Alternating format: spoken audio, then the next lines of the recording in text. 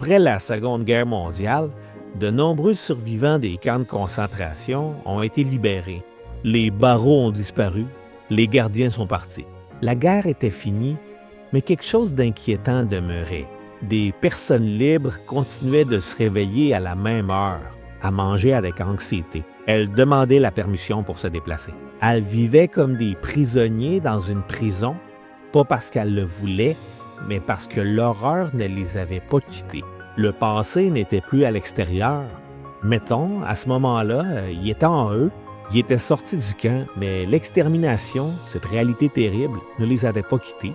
Ce n'est pas de l'histoire ancienne, ce n'est pas un passé lointain. Ça continue d'arriver aujourd'hui, de nos jours. Le problème humain actuel, c'est que même s'il n'y a plus de barbelés ni d'uniformes, le passé continue de diriger bien des vies. Il nous poursuit avec des questions qui ne nous laissent pas en paix.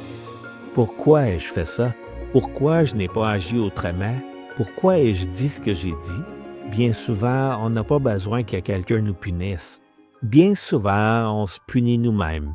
On se définit en réalité par les erreurs qu'on ne peut plus changer. On demande pardon à Dieu, mais on ne sait pas vraiment comment arrêter de s'accuser soi-même. Et puis, à d'autres moments, on fait quelque chose d'aussi destructeur. On utilise parfois le passé douloureux des autres comme une arme contre eux.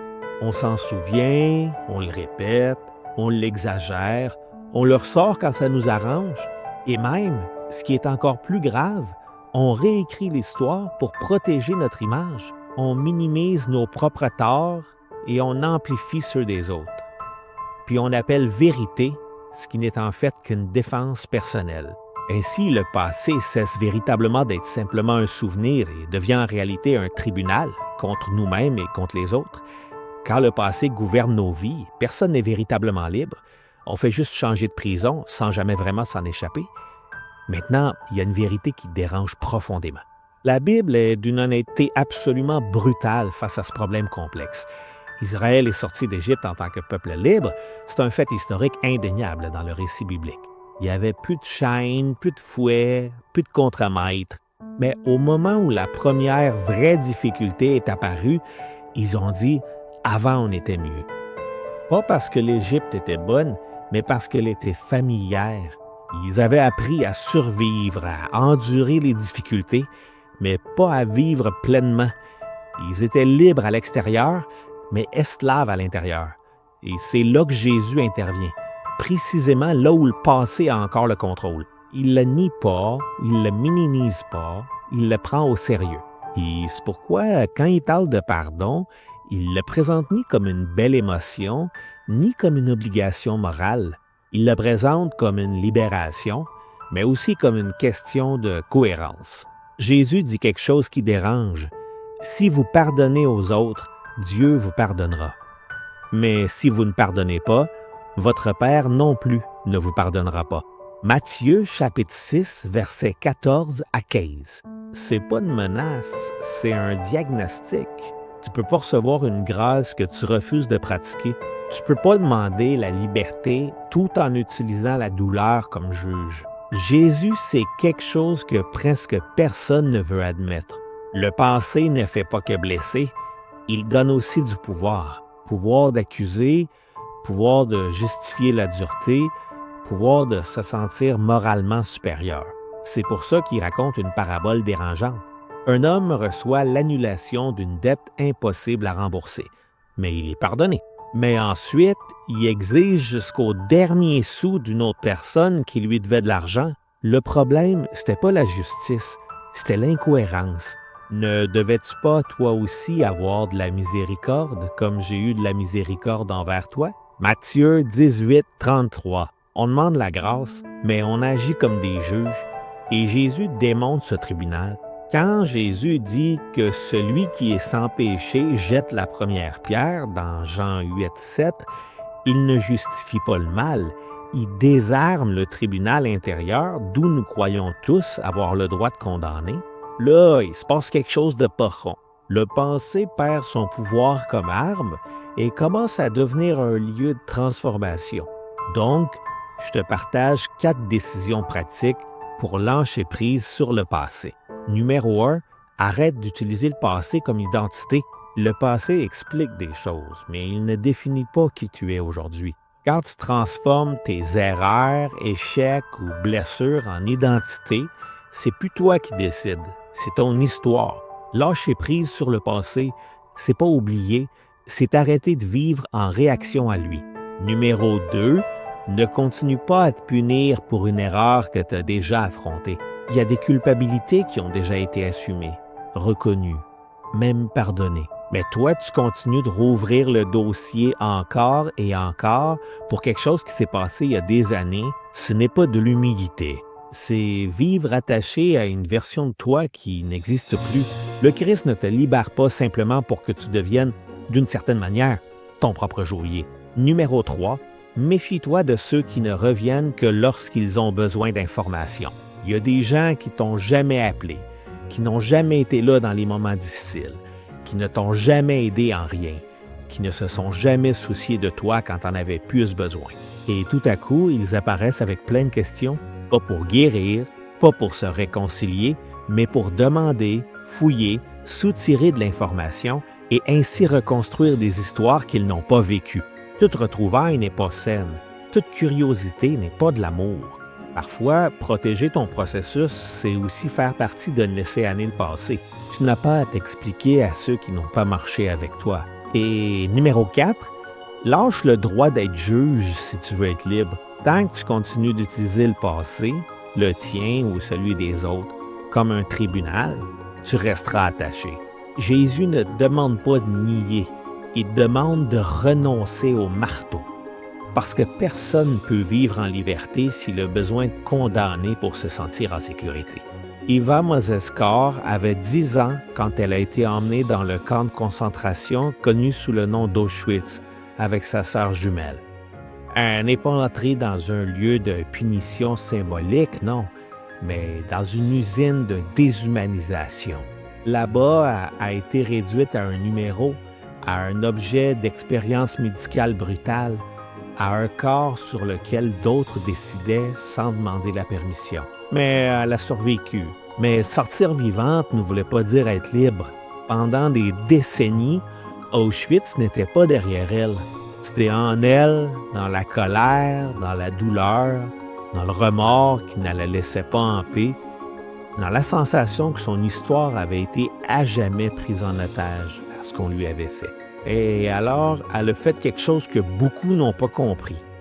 Quelque chose qui a même été critiqué. Elle a pardonné. Ouais, elle a pardonné. Pas parce que le mal cessait d'être le mal. Pas parce que la justice cessait d'avoir de l'importance. Pas parce que l'horreur pouvait être relativisée. Elle a pardonné parce qu'elle a compris quelque chose de décisif. Continuer à haïr ne punissait pas ceux qui lui avaient fait du mal. Ça la punissait, elle. Eva a expliqué que le pardon n'était pas un cadeau pour ses agresseurs. Ça a été une rupture intérieure, une façon de dire « Mon passé est arrivé, mais il ne continuera pas à gouverner ma vie ».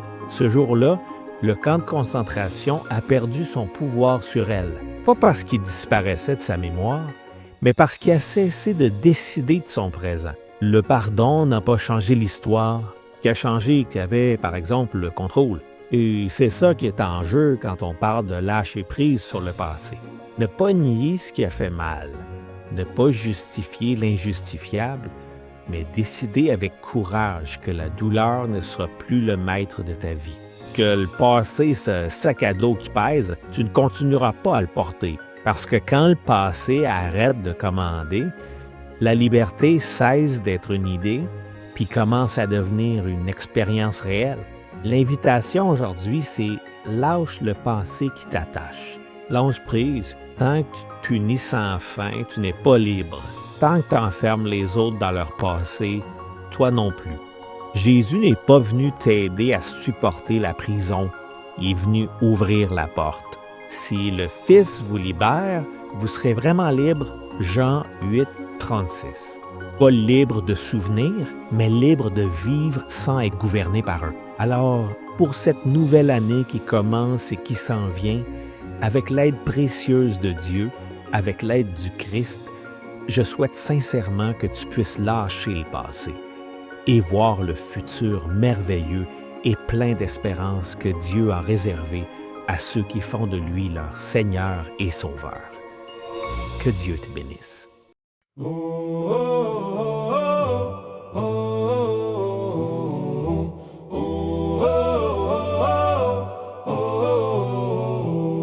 J'ai traîné des si seulement, des phrases qui me condamnent, des souvenirs qui reviennent quand je veux respirer. Je souris devant le monde, mais au fond je me désarme, comme un prisonnier libre qui n'ose pas marcher.